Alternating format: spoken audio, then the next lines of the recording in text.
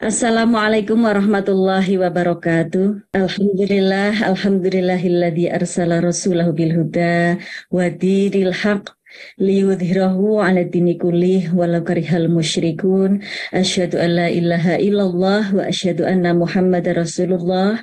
Allahumma shalli 'ala Muhammad wa 'ala alihi wa ashabihi ajma'in.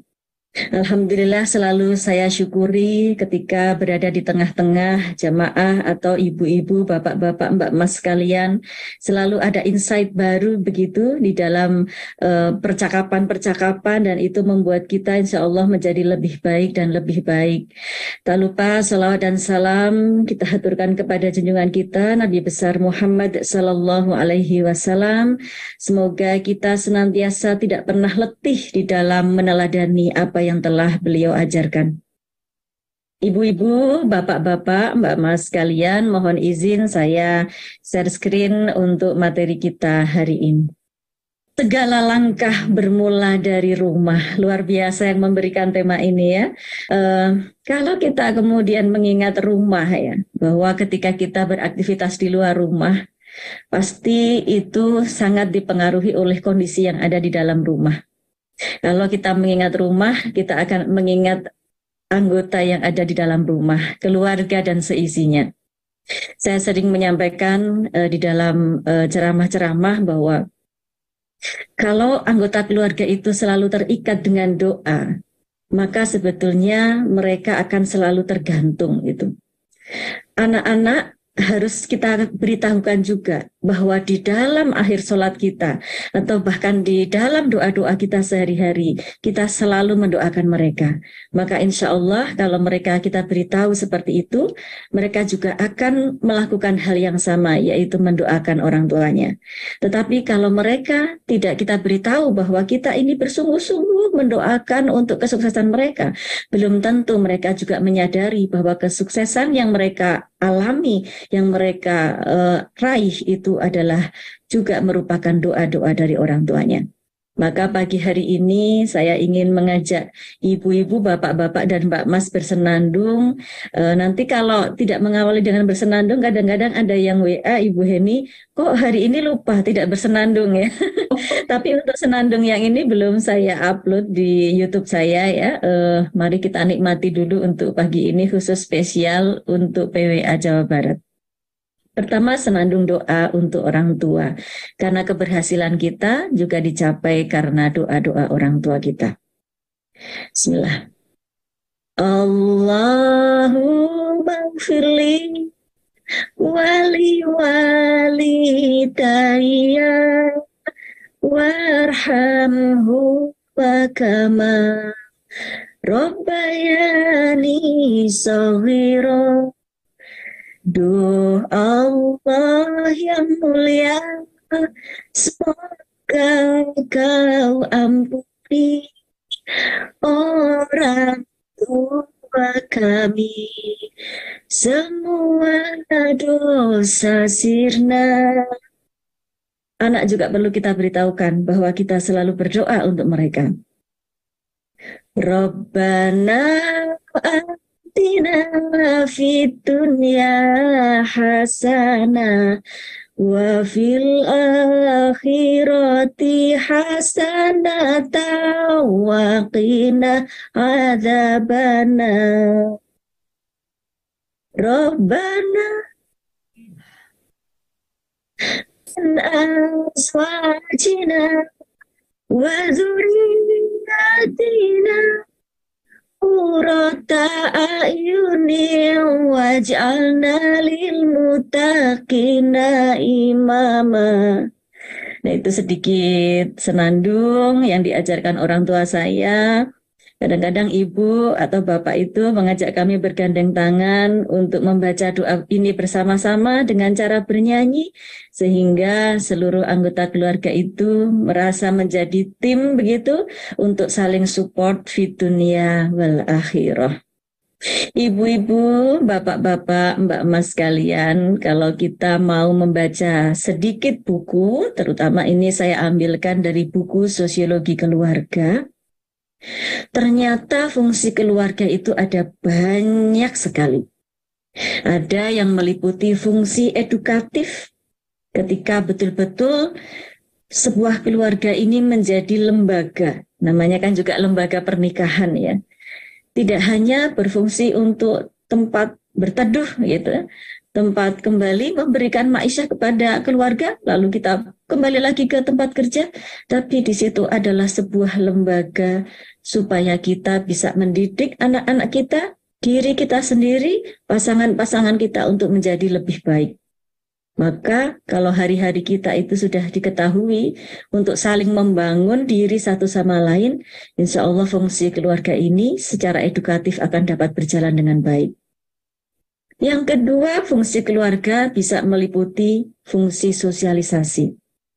Bagaimana caranya kita menenggang rasa, bagaimana keterampilan kita di dalam berkomunikasi, bagaimana ada persoalan asertivitas, ada interpersonal skill, semuanya terasah dari keluarga.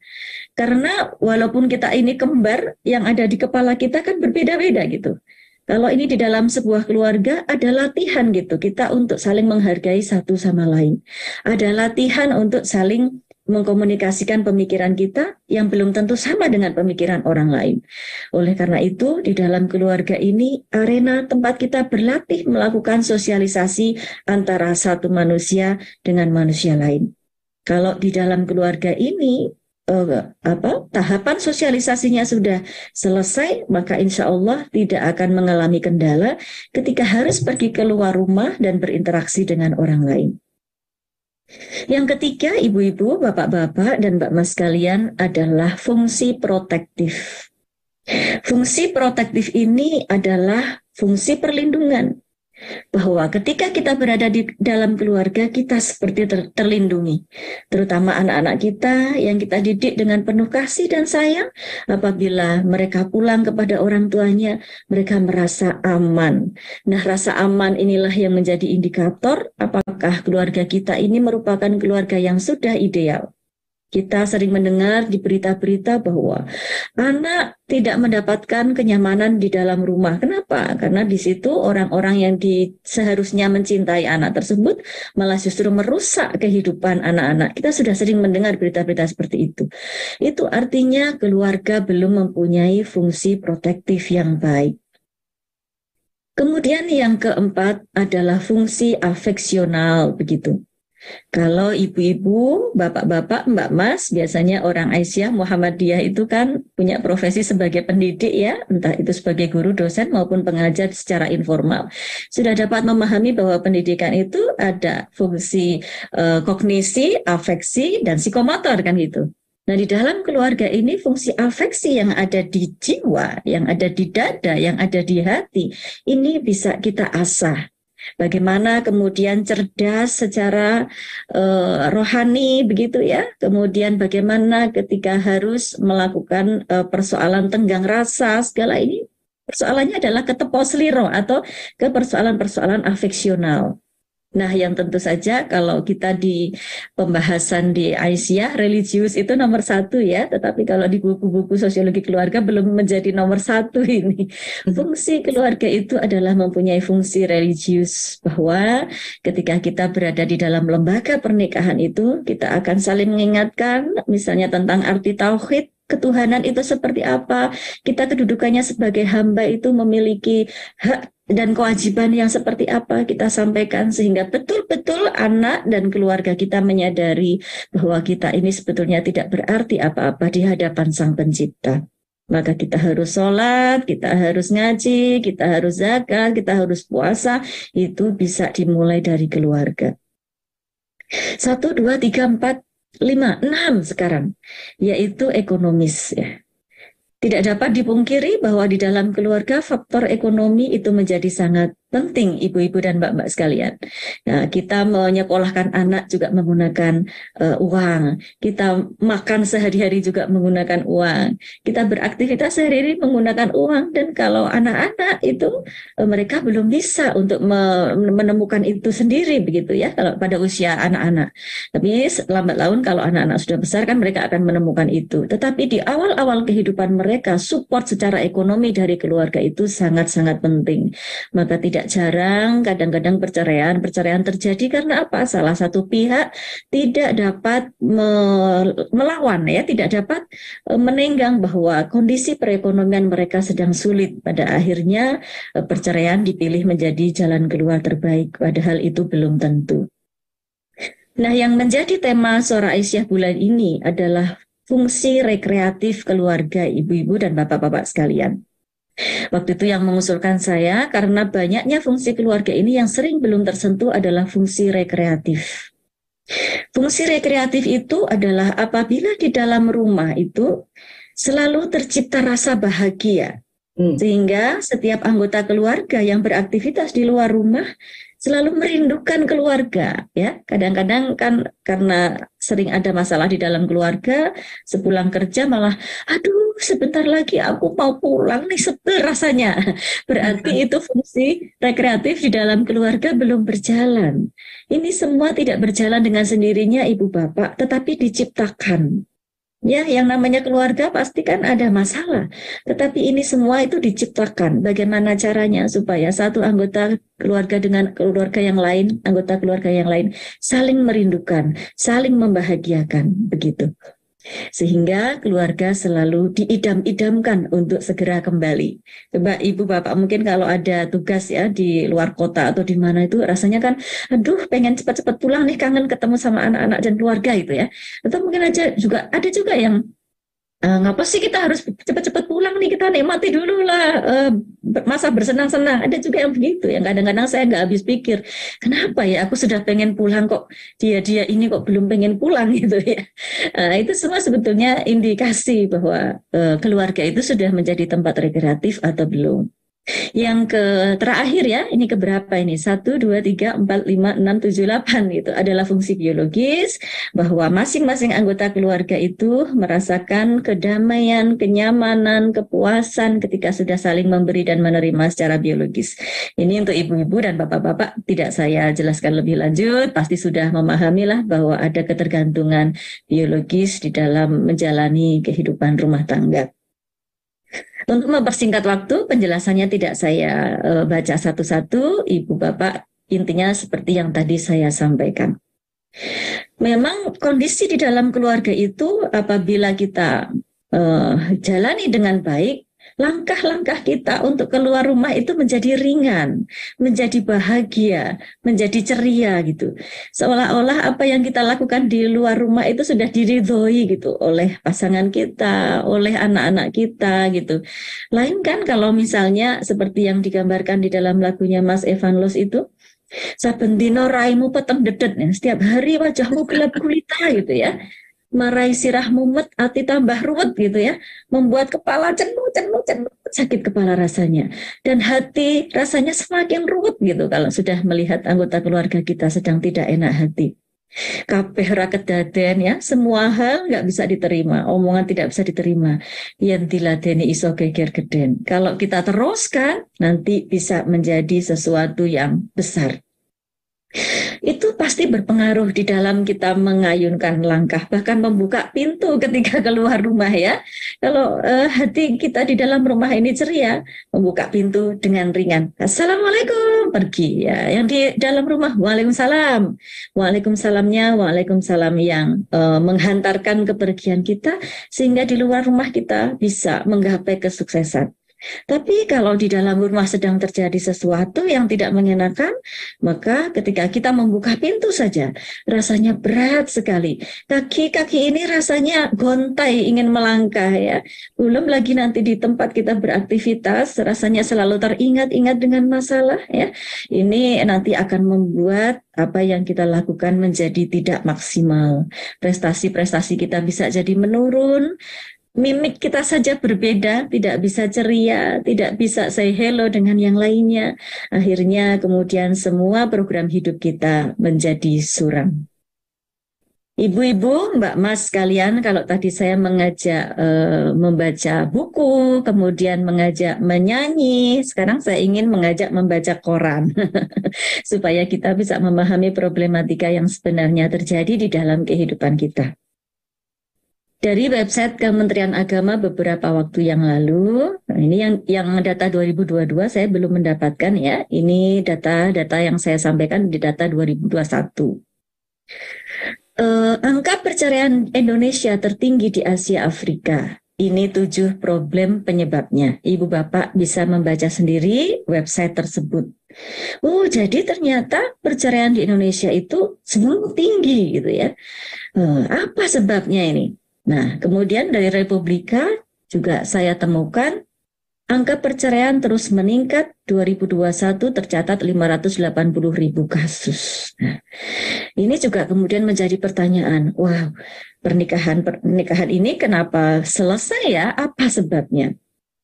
Kemudian dari data box disebutkan kasus perceraian meningkat 53%, mayoritas karena pertengkaran. Sebab-sebabnya ternyata kalau menurut website itu karena komunikasi yang kurang baik atau karena keterampilan mengelola pernyataan-pernyataan yang kurang dapat diterima oleh pasangannya. Dari Liputan 6 ada angka perceraian di Indonesia terus naik, lembaga pernikahan apakah tidak lagi sakral? Nah, ini juga menjadi pertanyaan kita karena di dalam Islam itu ada yang namanya mitsaqun ghalidho.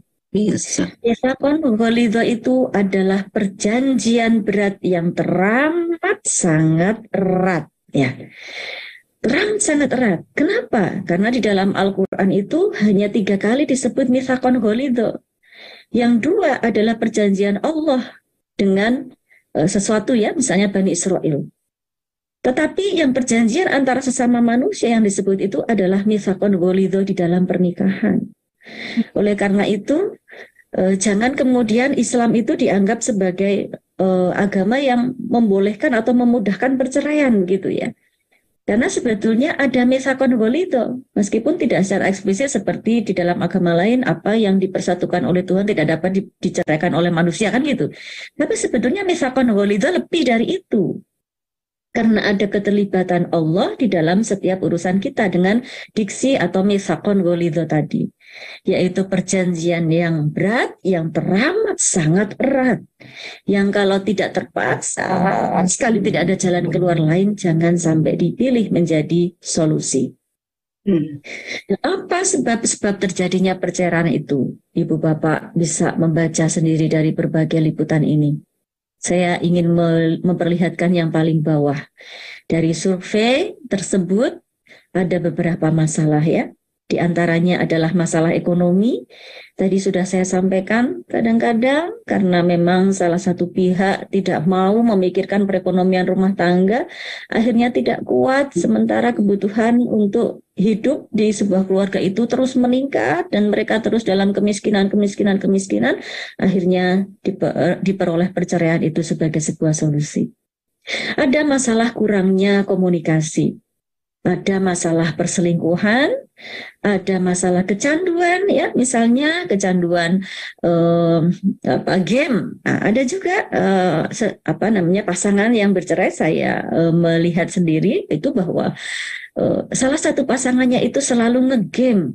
Dia tidak peduli apakah anaknya itu sudah makan atau belum, sudah diantar sekolah atau belum, semua dilakukan oleh pasangannya, perhatiannya kepada anak. Akhirnya pasangannya tidak kuat karena sehari-hari pasangannya itu hanya melihat pada game saja. Ini kecanduan ya, termasuk kecanduan narkotika, segala sesuatu itu juga bagian dari masalah kecanduan yang menyebabkan perceraian. Ada juga situasi stres pada masa awal pandemi dulu, ada banyak orang yang berubah kehidupannya karena pandemi, banyak yang mengalami stres, ada yang tidak kuat dan ada yang kuat. Insya Allah untuk keluarga-keluarga Aisyah, Muhammadiyah semua, ya, jamaah GSM, semua selalu dalam keadaan kuat, sehebat apapun ujian yang diberikan Allah, insya Allah selalu percaya bahwa ada Allah, tauhid kita bagus sehingga tidak mengambil perceraian sebagai jalan keluar. Dan ada juga perbedaan yang tidak dapat didamaikan ya ibu bapak sekalian. Misalnya yang lain, yang satu ini punya bacaan atau punya Ustadz A gitu ya. Kemudian yang lain punya pandangan yang berbeda. Dahulu mereka mungkin bersama-sama, tapi kemudian apa yang menjadi isi kepalanya, menjadi perspektifnya, menjadi pandangannya berbeda, bisa jadi kemudian mengambil jalan keluar perceraian. Padahal sebetulnya perbedaan itu rahmat. Kita diciptakan berbeda-beda, syu'uban wa qabaila. Kita diciptakan berbeda-beda karena untuk rahmatan lil alamin. Insya Allah seperti apapun perbedaan itu, kalau diselesaikan dengan baik, maka lambat laun akan tercapai kesepakatan atau keindahan dalam mengarungi hidup. Saya mengambil satu contoh ya di websitenya Pengadilan Agama Pulang Pisau di Kalimantan Tengah, bahwa pernikahan yang paling tinggi di tempat itu adalah perselisihan yang terjadi terus-menerus. Karena itu ibu-ibu, bapak-bapak, dan mbak mas sekalian, kembalilah kita semua ini kepada Al-Quran. Pada GSM yang lalu, saya sudah menyampaikan komunikasi-komunikasi kita yang baik apabila kita ingin mempertahankan keharmonisan rumah tangga atau melebarkan kasih sayang kita kepada sesama manusia. Baru Maret lalu sepertinya saya menyampaikan, qaulan ma'rufan, qaulan sadidan, qaulan layyinan, qaulan kariman, qaulan balighun, qaulan maisuron. Itu prinsip-prinsip komunikasi di dalam Islam. Sehingga apabila terjadi pertengkaran, apabila terjadi percekcokan, kita kembali ke Al-Quran. Al-Quran adalah solusi bagi kita semua.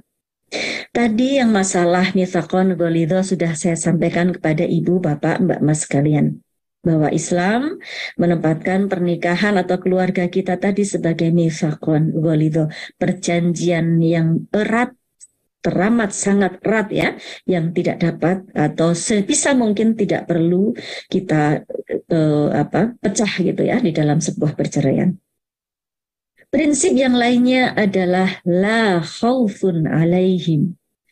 Ini adalah fungsi protektif yang tadi saya sampaikan, bahwa di dalam keluarga kita jangan sampai ada yang mengalami rasa ketakutan. Semuanya harus kita berikan dengan rasa kasih dan sayang.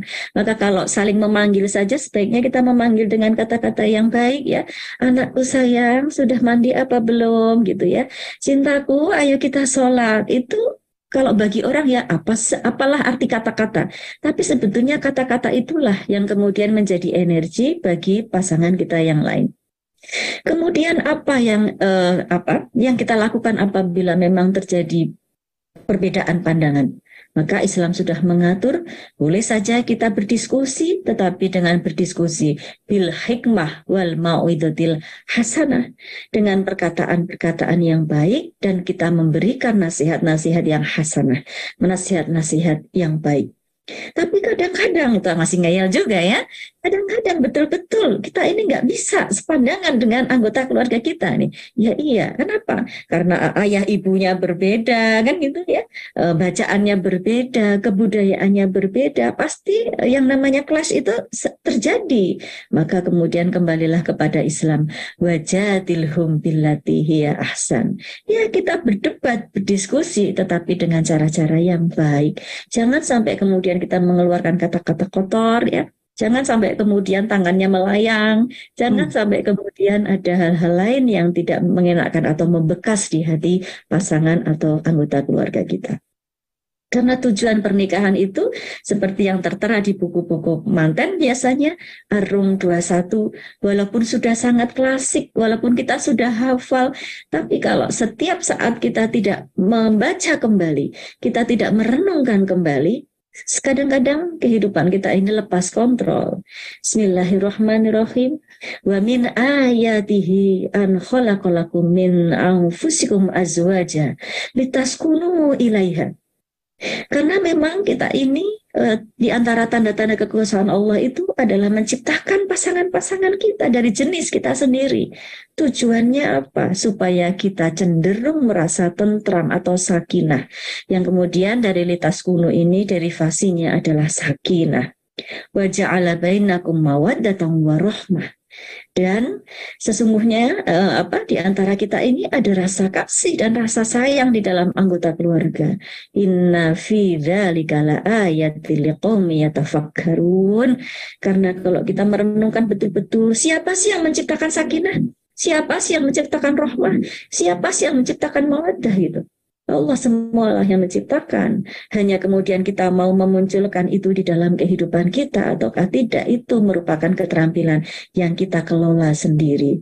Karena betul-betul ditegaskan dalam ayat tersebut, sesungguhnya yang demikian itu benar-benar terdapat tanda-tanda bagi kaum yang berpikir. Nalar kritis adalah modal kita di dalam menjalani agama Islam. Apabila nalar itu ditinggalkan, emosi yang dikeluarkan, maka kedamaian litas kuno. Saya ada cerita sedikit tentang orang tua saya. Pada tahun 2016 itu sempat mendapatkan hadiah dari Menteri Agama, begitu. Dan pada waktu mengikuti seleksi di Jakarta itu ditanya, apa saja kunci-kunci sehingga menjadi keluarga sakinah? Kuncinya banyak, tetapi pada pagi hari ini saya share satu saja dari kunci-kunci tersebut, yaitu yang sering saya sampaikan di ceramah-ceramah, tapi di PWA Jawa Barat belum pernah ini, sehingga saya sampaikan supaya barangkali bisa dipakai pada saat kita mengalami masalah-masalah dari rumah. Karena kalau keluarga kita ini happy, di luar rumah kita juga happy. Menjalani aktivitas di Aisyah dengan ceria, menjalani aktivitas di kantor dengan bahagia, karena keluarga kita saling ridho terhadap apa yang kita lakukan. Kuncinya yang pertama menurut orang tua saya yang diperoleh dari orang tuanya lagi diperoleh dari orang tuanya lagi. Yang pertama adalah guci, ya. Guci itu adalah lugu dan suci, ya. Ini ada gambarnya, tapi bukan itu yang dimaksud. Guci itu lugu dan suci. Setiap anggota keluarga, tidak hanya pasangan ya, ibu bapak sekalian, itu harus lugu. Lugu itu adalah bukan polos ya, bukan bodoh, bukan polos, bukan. Tapi lugu itu adalah berbicara apa adanya. Apabila mungkin ya ada masalah-masalah begitu, disampaikan kepada anggota keluarga yang lain sehingga mereka bisa memahami dan bisa mensupport ya.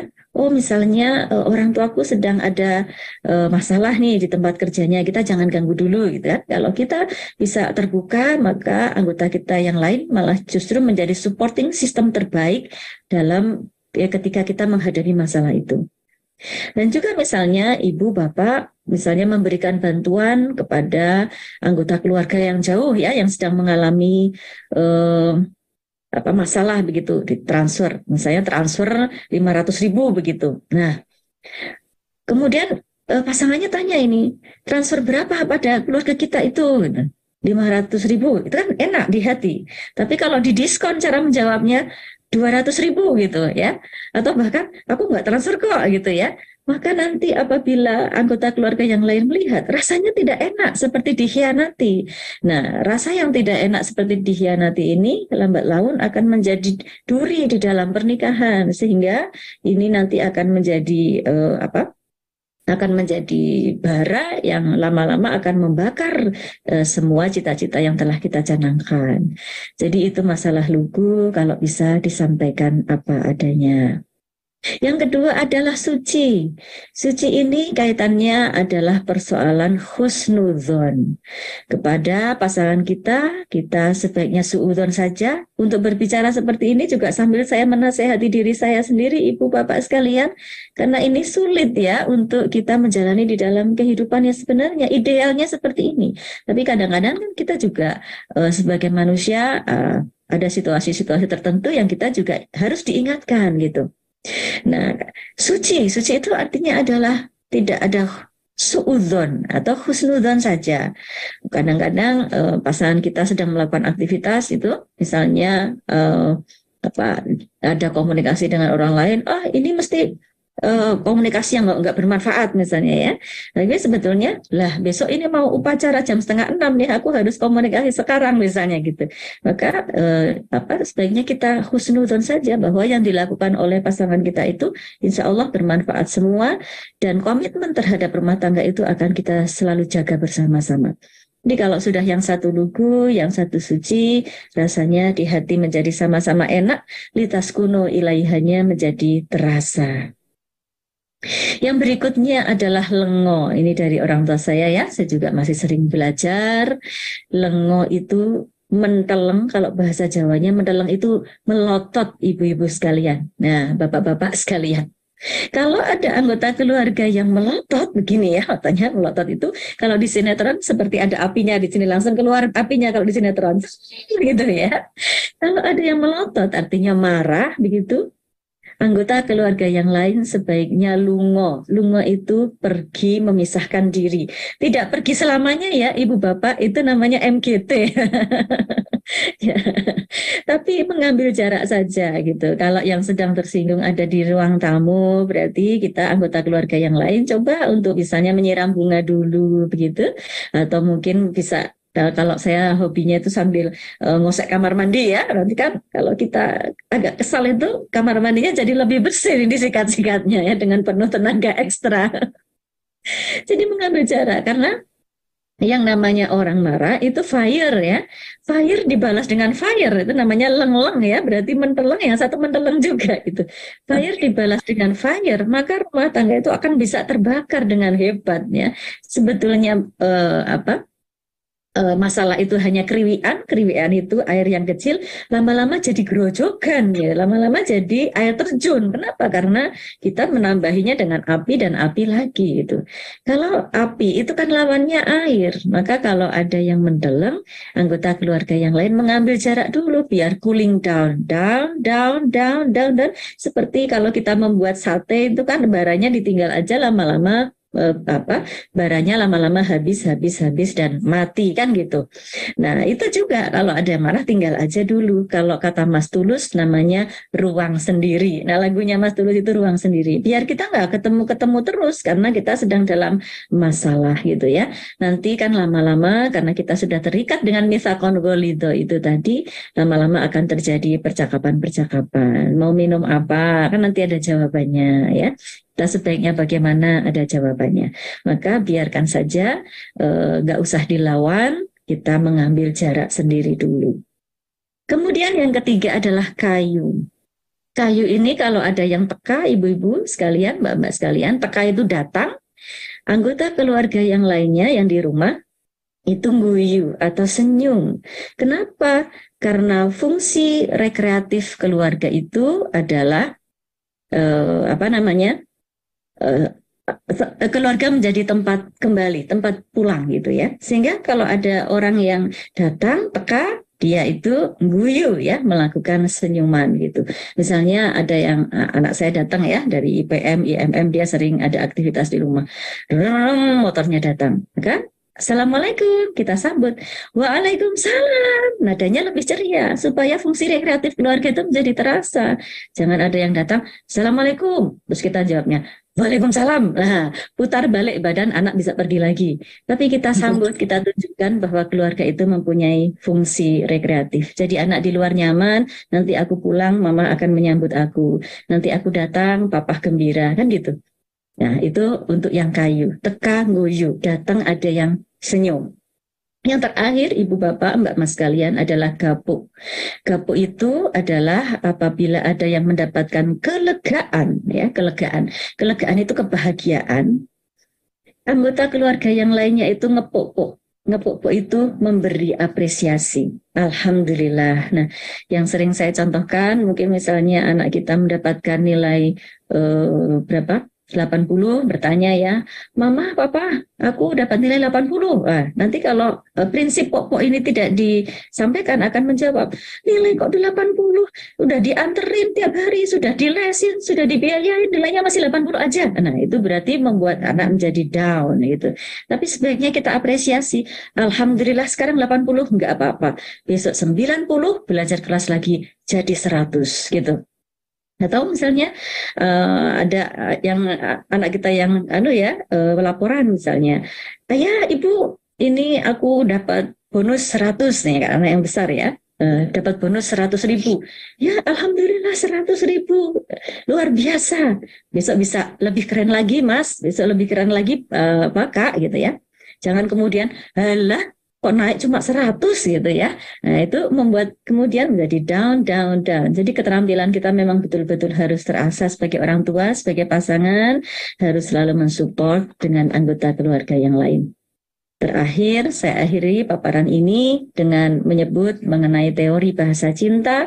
Kalau ada orang mengatakan, alah nggak penting hadiah-hadiah itu, alah nggak penting kata-kata itu, yang penting adalah waktu yang berkualitas. Itu sebetulnya kalau menurut teori cinta ini tidak pas, karena keseluruhan dari aktivitas kita sehari-hari di rumah yang membuat kita melangkah keluar rumah dengan bahagia, kita mau menjadi posisi apapun di tempat kerja kita mau beraksi seperti apapun di dunia maya, di dunia sosial atau di manapun ya, berceramah dimanapun, beraktivitas di Asia, di Muhammadiyah menjadi ringan ketika bahasa cinta kita di dalam rumah sudah berjalan dengan baik. Apa saja itu?